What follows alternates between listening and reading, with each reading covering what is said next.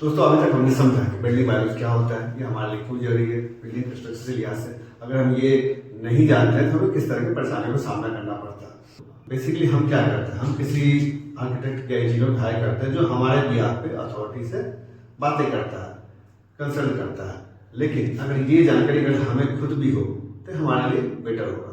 अब समझता है कि वो कौन से ऑर्गेनाइजेशन है, एजेंसी है जो बिल्डिंग कोड के अकॉर्डिंग बिल्डिंग कंप्लायंस सुनिश्चित करती है तथा इसे इन्फोर्स भी करती है, मीन्स लागू भी करती है विभिन्न स्तर पे, लोकल लेवल पे, स्टेट लेवल पे, सेंट्रल लेवल पे। पहला आपका यूएलबी एंड म्युनिसिपल कॉर्पोरेशन और काउंसिल, ये लोकल लेवल पे एजेंसियां हैं और जो आप बिल्डिंग बायोलॉजी को इन्फोर्स करती है, मतलब लागू करती है। इनका काम है architecture drawing plus engineering drawing का अप्रूवल कंट्रोल करना, बिल्डिंग परमिशन देना एंड कंप्लायंस सुनिश्चित करना।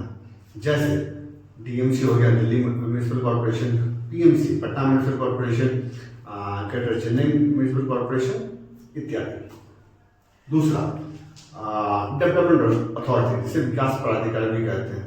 विकास प्राधिकरण ये स्टेट लेवल पे एजेंसी है जो स्टेट लेवल पे कई राज्यों में आपकी डेवलपमेंट अथॉरिटी ही बिल्डिंग बायोलॉजी को इम्प्लीमेंट करती है प्लस कंप्लायंस भी सुनिश्चित करती है।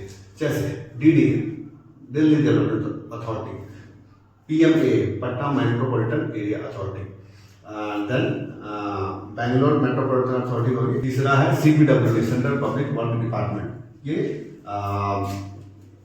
Government building public building construction control करती है तथा गाइडलाइंस स्ट्रक्चरल स्टेबिलिटी की गाइडलाइंस प्रोवाइड कराती है। स्टेट हाउसिंग बोर्ड, ये स्टेट लेवल पर हाउसिंग सुनिश्चित करती है। जैसे Bihar state housing board, Maharashtra housing and area development authority इत्यादि। Pollution control board state and both central level पे ये सुनिश्चित करती है कि जो कंस्ट्रक्शन इंडस्ट्री है ये स्टैंडर्ड फॉलो करे, वेस्ट मैनेजमेंट को लेकर के, नॉइज पॉल्यूशन को लेकर एंड एयर पॉल्यूशन को लेकर के। Town and country planning organisations basically land use control करती हैं तथा इनका काम है मास्टर प्लान बनाना एंड अप्रूव कराना।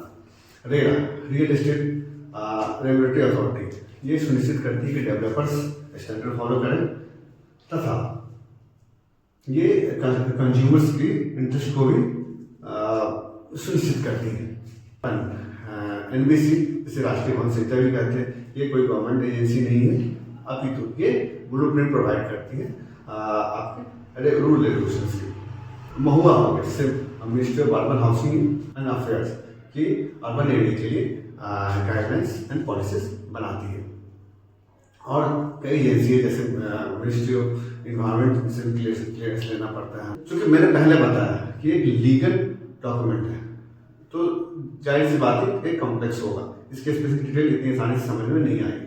तो चलिए दोस्तों, मैं सबको समझाने की कोशिश करता हूँ बिल्कुल आसान तरीके से कि कैसे समझा जाए। देखिए मेरे पास ये बिहार बिल्डिंग बायोलॉजी है, बिहार भवन विधि 2014 में नोटिफाई की गई थी ये। देन 2022 में इसे अमेंडमेंट किया गया। आप नगर विकास विभाग से भी प्राप्त कर सकते हैं, प्लस मैंने डिस्क्रिप्शन में लिंक दे रखा है, वहाँ से भी जाके डाउनलोड कर सकते हैं। बुक में कुल 11 चैप्टर है, एक एनेक्शन है, 2 अपेंडिक्स है एंड कुल 16 फॉर्म है। आपको एक एक करके बताऊंगा क्या क्या है। पहला चैप्टर है डेफिनेशंस, दूसरा एडमिनिस्ट्रेशन, तीसरा लैंड यूज क्लासिफिकेशन, चौथा जनरल रिक्वायरमेंट, पांचवा एडिशनल रिक्वायरमेंट और site and services, then integrated township, छठा, सातवां रिक्वायरमेंट फॉर स्पेशल एरियाज, आठवां डेवलपमेंट एंड सबडिविजन लैंड, नौवां पेनल्टी कंपाउंडिंग पेनल्टीज, 10वां e government and services and 11th service and review. एक एक करके आपको मैं डिटेल आउट करके भी समझाऊंगा। एक एनेक्शन है जिसे जो कि बिहार आपदा प्रबंधन द्वारा जारी प्रपत्र जारी किया गया भूकंप के झटकों को न्यूनीकरण करने के लिए। 2 अपेंडिक्स, पहला अपेंडिक्स है qualification for technical persons and दूसरा अपेंडिक्स है guidance for solar water heating system. कुल 16 फॉर्म है। फॉर्म से आपको डिटेल आउट करना। पहला फॉर्म है एप्लीकेशन फॉर्म प्लॉट डेवलपमेंट, दूसरा फॉर्म है एप्लीकेशन फॉर बिल्डिंग अप्रूवल, तीसरा फॉर्म है certificate for execution of work, चौथा फॉर्म है सर्टिफिकेट फॉर स्ट्रक्चर स्टेबिलिटी, पांचवा फॉर्म है सुपरविजन के लिए, छठा फॉर्म है चेकलिस्ट है, सात में 2 फॉर्म है 7 and 7G, 7A है qualification and registration for technical person, 7B है रजिस्ट्रेशन फॉर बिल्डर्स, फॉर्म 8 भी 2 है, 8A है approval for building permission and 8B approval for plot development, form 9 है रिजेक्शन, अगर रिजेक्ट होता है तो अथॉरिटी आपसे फॉर्म 9 में बातें करेंगी, फॉर्म 10 है कमिटमेंट वर्क, फॉर्म 11 है project progress report, 12 completion, 13 occupancy, 14 maintenance of the goal, then 15 indemnity bond for basement, form 16 certificate of undertaking of hazard safety requirement। दोस्तों ये तो मैंने बात की बिहार बिल्डिंग बायोलॉजी पर, बिहार महानों पे देखी। इसी तरह हर स्टेट की अपनी बायोलॉजी होती है, चूंकि स्थानीय डिफरेंस के कारण कुछ ना कुछ डिफरेंस के साथ सब स्टेट की अलग अलग बायोलॉजी होती है। मैं एक एक करके डिटेल बताऊंगा, आपको समझाने की कोशिश करूंगा सो दैट कि एक आम इंसान भी समझ सके रूल रेगुलेशन को जो बिल्डिंग से रिलेटेड है। दोस्तों एक दो बेसिक सवाल है जो हमेशा आपके मन में रहती है, लोग जानना चाहते हैं कि जैसे क्या बिल्डिंग वाले फॉलो करने से बिल्डिंग कंस्ट्रक्शन प्रोसेस डिले होता है।